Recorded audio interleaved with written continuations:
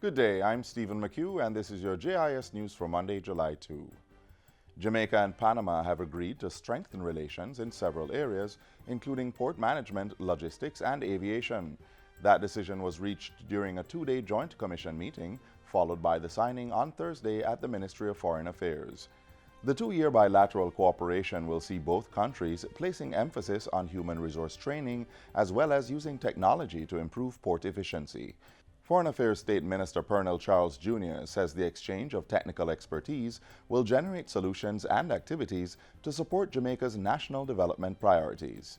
The decision to cooperate in the development of an air traffic services inter-facility data communication will most certainly put Jamaica in a better position to have timely and reliable exchange of data for the safe conduct of flights.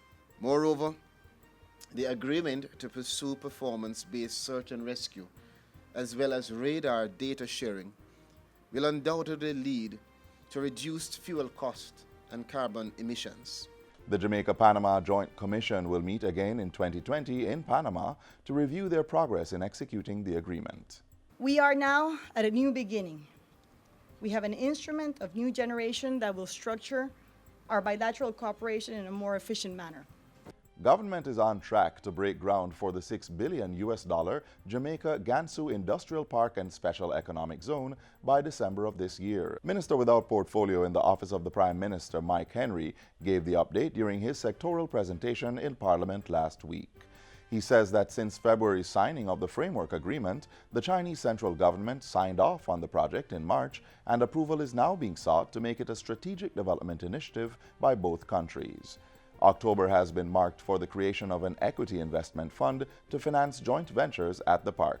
Phase construction planned for 2 to 8 years, and construction is scheduled to start in January 2019, which is the timing to be confirmed in September this year at the conference in China.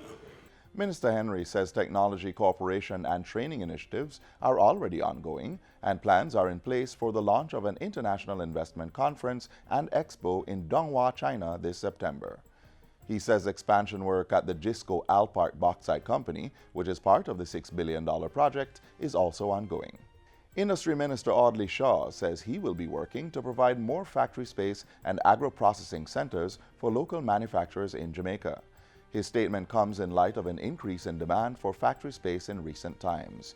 This falls in line with the ministry's efforts to increase the nation's gross domestic product, GDP. We have 9 acres of land right on Spanish Town Road, the old AMC building that used to be used for packaging of exports and even processing for local distribution. I want to turn that 9-acre plot at Spanish Town Road, which is only a few 100 feet from the port, to turn that into a modern agro-processing center. According to Minister Shaw, the new agro-processing centers in Jamaica will allow for the processing of more agricultural crops into new products for export. He was speaking at the American Chamber of Commerce of Jamaica, United States Regional Trade Agenda Breakfast meeting recently. The Counterterrorism and Organized Crime Vice Squad, CTOC, has been given a new 2018 Toyota Hiace bus to support its anti-human trafficking work.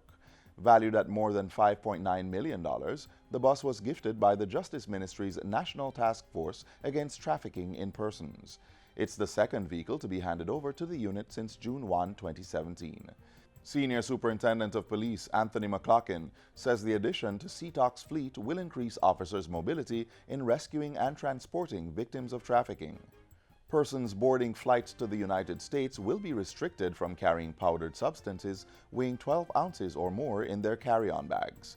The directive, which took effect on June 30, was issued by America's Transportation Security Administration, TSA. It calls for substances such as makeup, baby powder, ground coffee, and spices over 340 grams to be packed in checked luggage. In a release, the operators of Sangster International Airport, MBJ Airports Limited, says medically prescribed powdered substances and baby formula over the 12-ounce limit may be transported in the cabin of the aircraft. That is, if the containers therein are inspected for signs of alteration or tampering. MBJ Airports Limited says passengers will be able to purchase packages of powdered substances post-security in the departure lounge. Passengers with connecting flights who purchase powdered substances post-security must place them in their checked bags or the security tamper-evident bags sold at airport stores. And finally, residents near Coronation Market in downtown Kingston will soon benefit from the Institute of Jamaica (IOJ's) mobile exhibit. The mobile exhibit was launched on Friday at the Sovereign Center in Ligonier under the theme Exploring Jamaica, Natural Hazards and Disasters. The $57 million project, which is a partnership between Jamaica and Japan, includes display panels, digital signage, touchscreen kiosks, and a mobile bus. Culture Minister Olivia Grange lauded the government of Japan for its contribution, saying the mobile exhibit will be used as a centerpiece for the IOJ's education and outreach programs. The Institute's goal through the mobile exhibit is to improve public access to Jamaica's cultural heritage through advanced audiovisual technology and more frequent outreach programs. The minister also made mention that a nomination has been submitted to UNESCO to have the sunken Port Royal City from the 1962 earthquake described as a World Heritage Site. And that's it for JIS News Today. I'm Stephen McHugh. Thanks for watching.